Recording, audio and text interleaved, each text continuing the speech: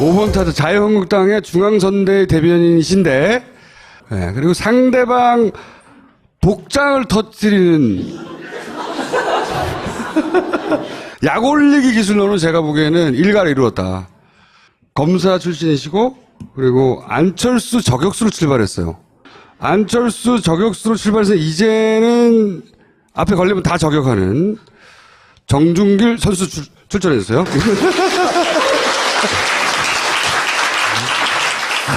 이때가 그 안철수 저격수 역할을 하다가 그때 성공적이지 못했어요. 그때 법원에 들어갔다 나오시다가 딱 걸린 사진인데. 저격도 못 해봤어요. 제가 저격당했습니다. 기억하시는지 모르겠는데 안철수 당시 후보를 자격이 없으니 물러나라고 5년 전이요? 예. 하여튼 사건이 있었습니다.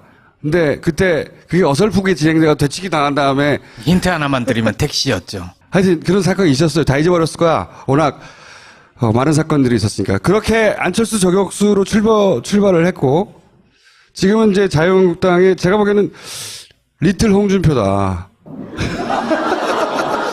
그걸 좋아하실지 안 좋아하실지 모르겠지만 어쨌든 대선 후보가 됐으니까 그분은.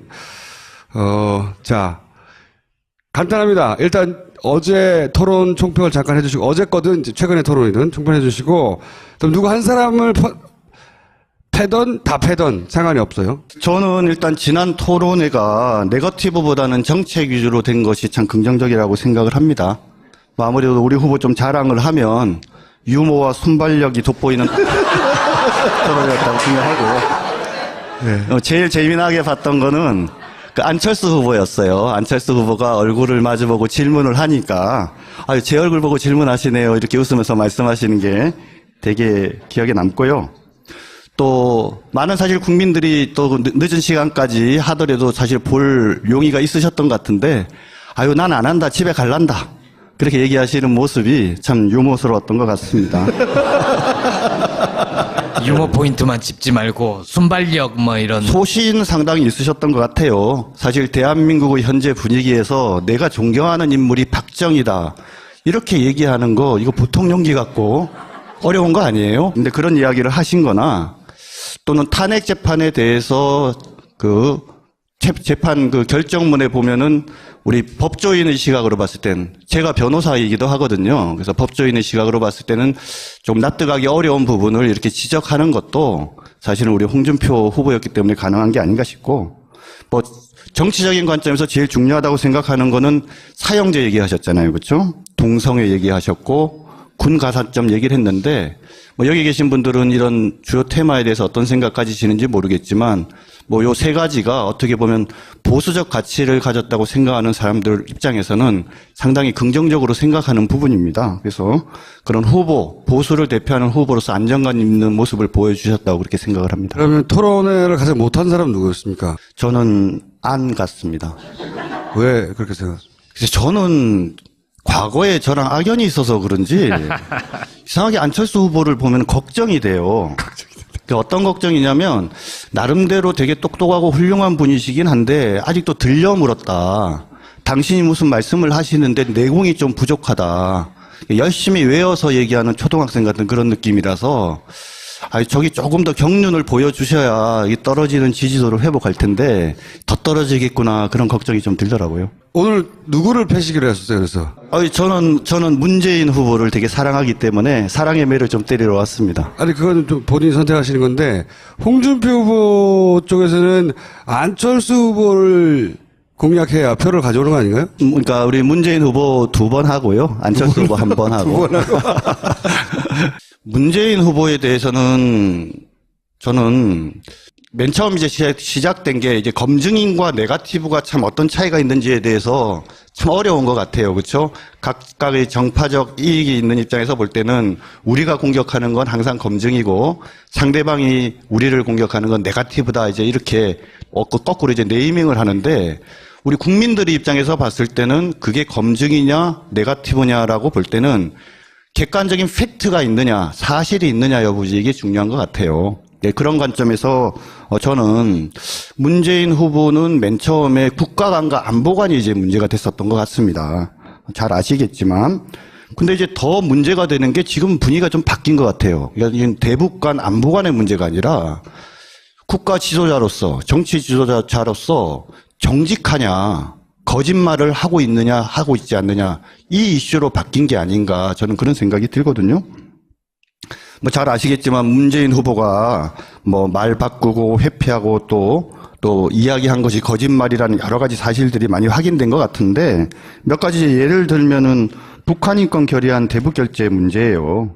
근데 뭐 아까 워낙 뭐 우리 앞에 하태경 의원이 자세하게 얘기를 했는데 송민순 전 장관이랑 서로 공방을 치고받는 과정에서 문재인 후보가 말이 바뀌었다는 것은 객관적인 팩트인 것 같고요. 또 본인이 해명한 부분에 대해서도 사실과 다르게 밝혀진 부분도 팩트인 것 같아요. 근데 문제는 뭐냐? 아까 우리 하태경 의원이 참 말씀 잘하시던데 우리는 이것을 국가를 운영하는 입장에서 전략적으로 볼 때 이 길이 맞았다라고 생각을 한다. 근데 다만 이 일을 진행하는 절차와 과정에서 오해를 줬다면은 그거는 우리가 좀 잘못했다. 하지만 우리는 기본적으로 그 결정이 맞았다. 이렇게 소신 있는 모습을 보여줬다라고 하면은 오히려 문제가 쉽게 풀렸을 수도 저도 있다고 생각을 해요. 근데 계속 말이 바뀌고 주장이 바뀌고 이런 상황에서 상당 부분이 지금 허위 사실과 다른 얘기를 한다는 게 밝혀졌는데도 지금도 여전히 본인의 말이 맞다라고 하면서 아까 뭐 하태경 의원만 고발한 게 아니라 지금 송민순 장관도 고발을 해버렸잖아요. 그죠? 그래서 뭔가 있는 것을 국민들에게 잘 해명하고 납득을 시키고 해서 그 문제를 해명하려고 하는 것이 아니라 우리는 뭐 우리 말이 맞다라고 그냥 단정을 하면서 이렇게 고소고발을 하는 이런 방식으로 가기 때문에 더더욱 어떤 정치인으로서의 정직성 문제가 생긴 것 같고요. 두 번째 문제는 뭐 또 누누이 아까 얘기했지만 문준영 아들 부정특혜 채용 문제죠. 언론을 통해서 뭐 구체적으로 뭐가 문제가 되는지에 대해서는 잘 아시겠지만 사실 우리가 그 현상금을 하나 걸었어요.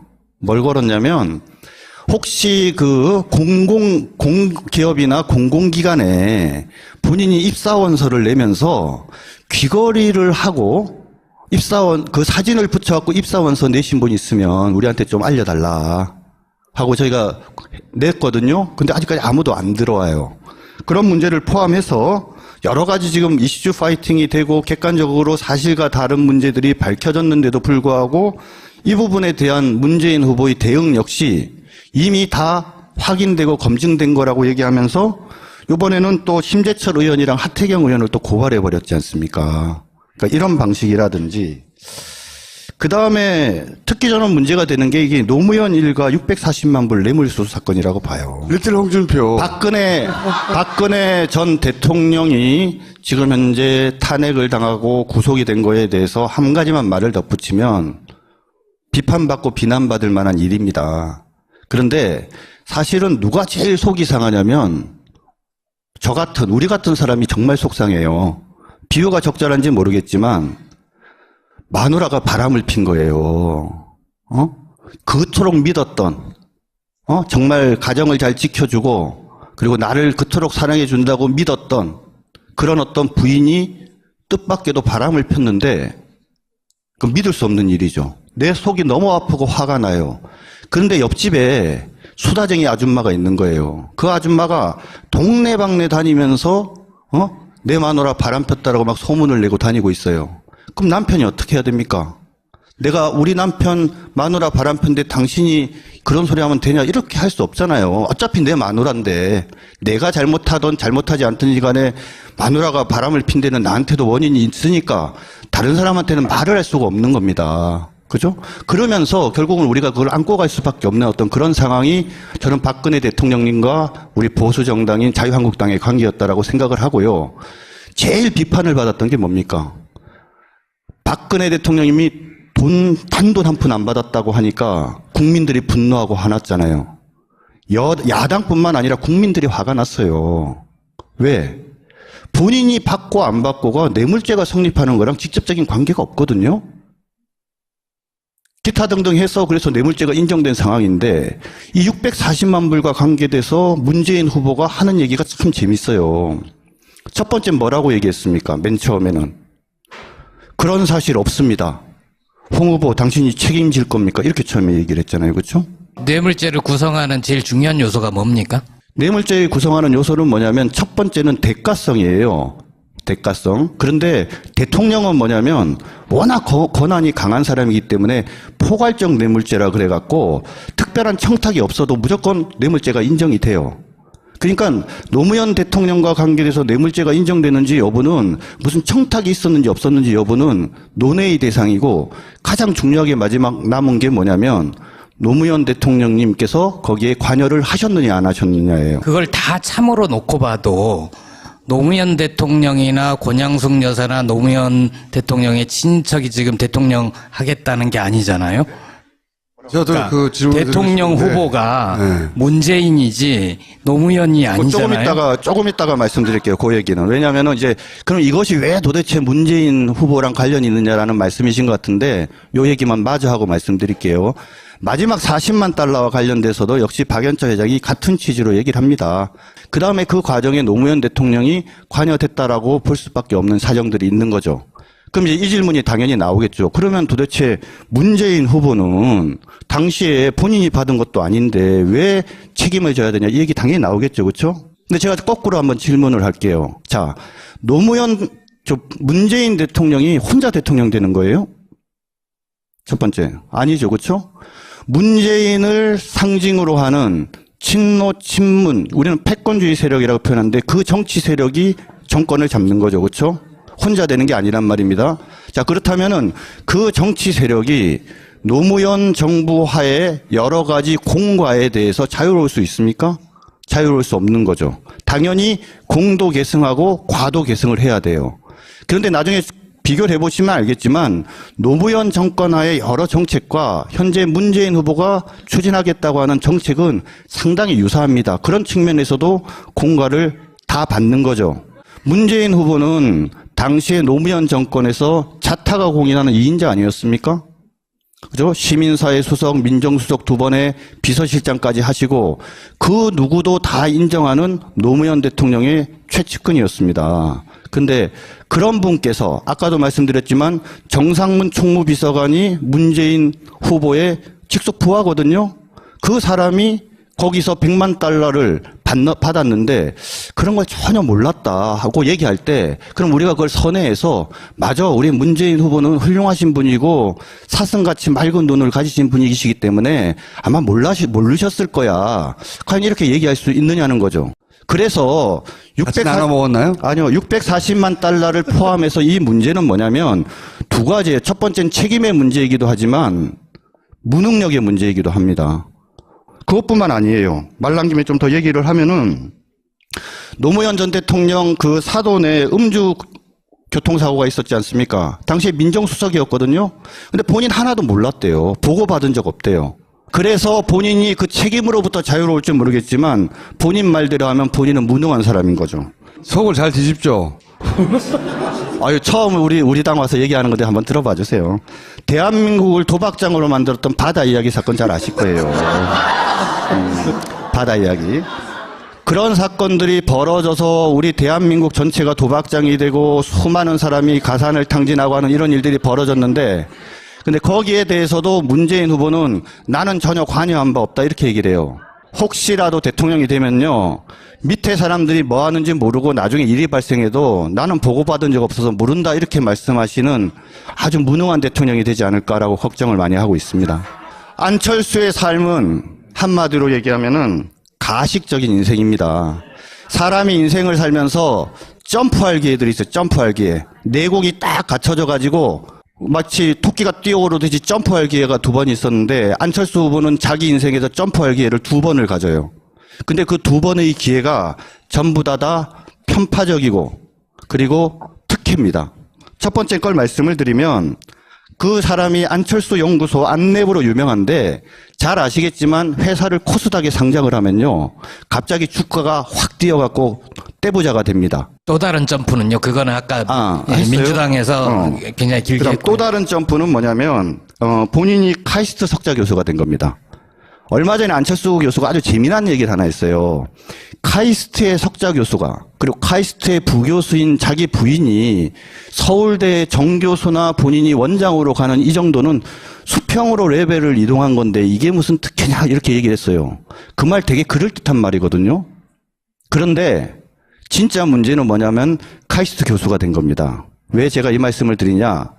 안철수 후보가 카이스트 교수가 되기 전의 상황은 그분이 단국대학교에서 의예과장 설이라는, 그러니까 아마 부교수도 아니었던 거로 알고 있습니다. 아무튼 그런 것들을 한 1, 2년 하다가 중간에 잘려가지고 안랩하다가 그 다음에 또 안랩에서 이런저런 사실은 문제들이 있어가지고 결국 본인이 미국에 가서 EMBA를 3년 하고 오거든요.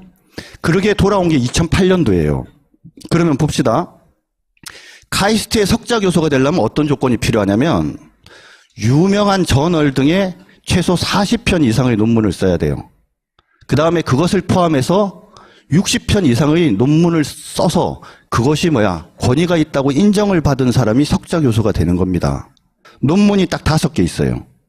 하나는 석사학위 논문, 하나는 박사학위 논문, 나머지 2개는 2012년도에 문제가 된 공동저자로 이름을 올렸는데 나는 내용 잘 모른다고 본인이 변명해서 결국은 그 표절 의혹을 벗어난 2개. 나머지 하나가 5페이지밖에 안 되는 페이퍼예요.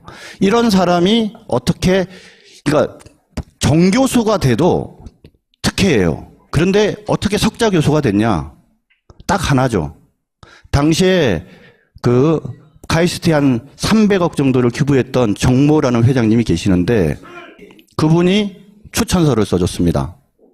그 추천서가 있었기 때문에 끝내야 됩니다, 이제. 석자 교수로 네. 가게 된 거고요. 너무 길어졌어요. 부인 같은 경우에는 부인이 부교수로 갔는데 본인이 낸 경력 증명서가 허위예요. 앞에 기타 등등 이래갖고 그런 허위 서류를 내서 그렇게 해서 간 거거든요. 그래서 방금 말씀드렸지만 본인이 현재의 거부가 되고 그 당시에 받은 146만 주 플러스 원래 자기가 가지고 있던 그 주식이 현재 가지고 있는 주식수랑 큰 차이가 없어요.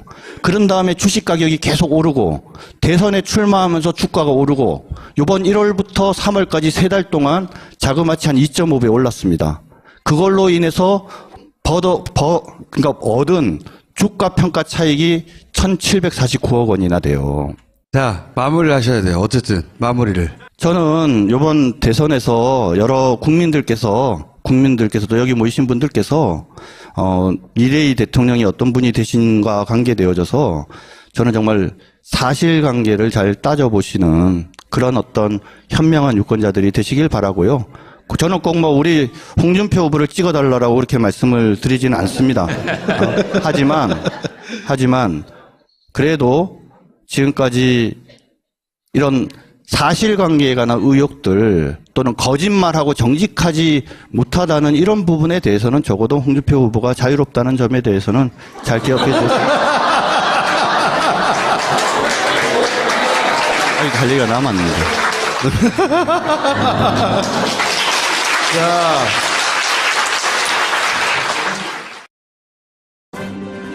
대박! 완전체 엄마표 대만족 술안주로도 짱! 밥도둑!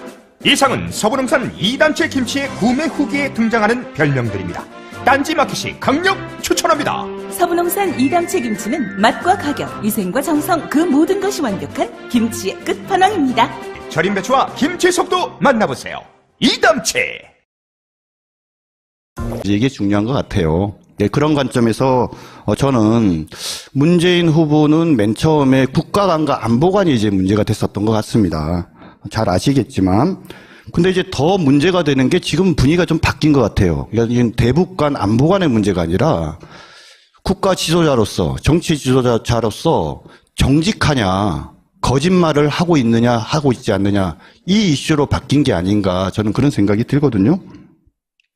잘 아시겠지만 문재인 후보가 말 바꾸고 회피하고 또 이야기한 것이 거짓말이라는 여러 가지 사실들이 많이 확인된 것 같은데 몇 가지 예를 들면은 북한 인권 결의안 대북 결재 문제예요. 근데 아까 워낙 우리 앞에 하태경 의원이 자세하게 얘기를 했는데 송민순 전 장관이랑 서로 공방을 치고받는 과정에서 문재인 후보가 말이 바뀌었다는 것은 객관적인 팩트인 것 같고요. 또 본인이 해명한 부분에 대해서도 사실과 다르게 밝혀진 부분도 팩트인 것 같아요. 근데 문제는 뭐냐? 아까 우리 하태경 의원이 참 말씀 잘하시던데 우리는 이것을 국가를 운영하는 입장에서 제가 보기에는 리틀 홍준표다. 그걸 좋아하실지 안 좋아하실지 모르겠지만 어쨌든 대선 후보가 됐으니까 그분은.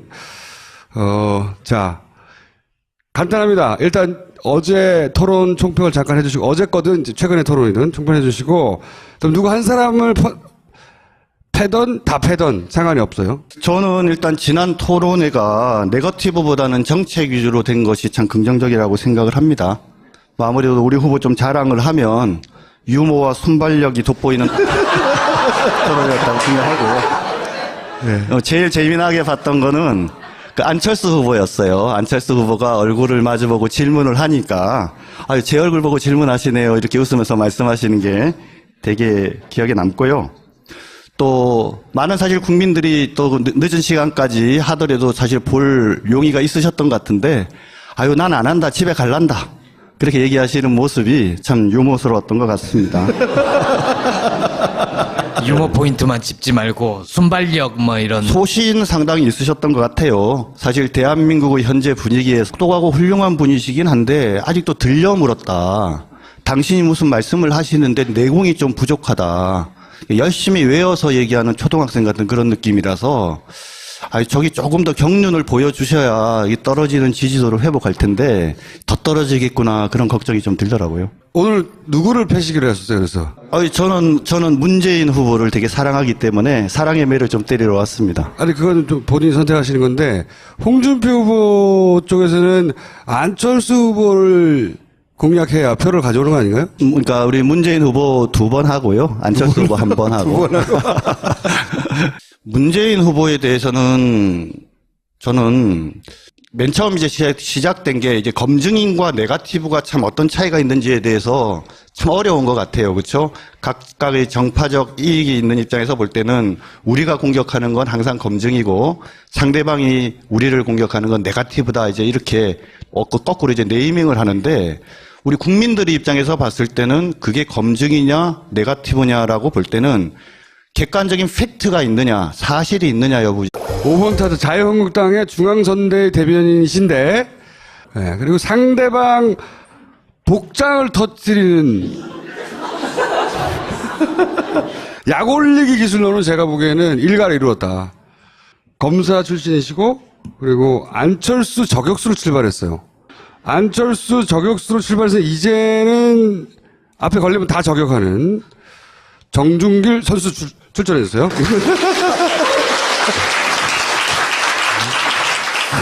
이때가 그 안철수 저격수 역할을 하다가 그때 성공적이지 못했어요. 그때 법원에 들어갔다 나오시다가 딱 걸린 사진인데. 저격도 못 해봤어요. 제가 저격당했습니다. 기억하시는지 모르겠는데 안철수 당시 후보를 자격이 없으니 물러나라고 5년 전이요? 예. 하여튼 사건이 있었습니다. 근데 그때 그게 어설프게 진행돼서 되치기 당한 다음에 힌트 하나만 드리면 택시였죠. 하여튼 그런 사건이 있었어요. 다 잊어버렸을 거야. 워낙 많은 사건들이 있었으니까. 그렇게 안철수 저격수로 출발을 했고 지금은 이제 자유한국당의 내가 존경하는 인물이 박정희다. 이렇게 얘기하는 거 이거 보통 용기 같고 어려운 거 아니에요? 근데 그런 이야기를 하신 거나 또는 탄핵 재판에 대해서 재판 결정문에 보면은 우리 법조인의 시각으로 봤을 땐 제가 변호사이기도 하거든요. 그래서 법조인의 시각으로 봤을 때는 좀 납득하기 어려운 부분을 이렇게 지적하는 것도 사실은 우리 홍준표 후보였기 때문에 가능한 게 아닌가 싶고 뭐 정치적인 관점에서 제일 중요하다고 생각하는 거는 사형제 얘기하셨잖아요. 그렇죠? 동성애 얘기하셨고 군 가산점 얘기를 했는데 뭐 여기 계신 분들은 이런 주요 테마에 대해서 어떤 생각 가지시는지 모르겠지만 뭐 요 세 가지가 어떻게 보면 보수적 가치를 가졌다고 생각하는 사람들 입장에서는 상당히 긍정적으로 생각하는 부분입니다. 그래서 그런 후보, 보수를 대표하는 후보로서 안정감 있는 모습을 보여주셨다고 그렇게 생각을 합니다. 그러면 토론회를 가장 못한 사람은 누구였습니까? 저는 안 같습니다. 왜 그렇게 생각하십니까? 그래서 저는 과거에 저랑 악연이 있어서 그런지 이상하게 안철수 후보를 보면 걱정이 돼요. 어떤 걱정이냐면 나름대로 되게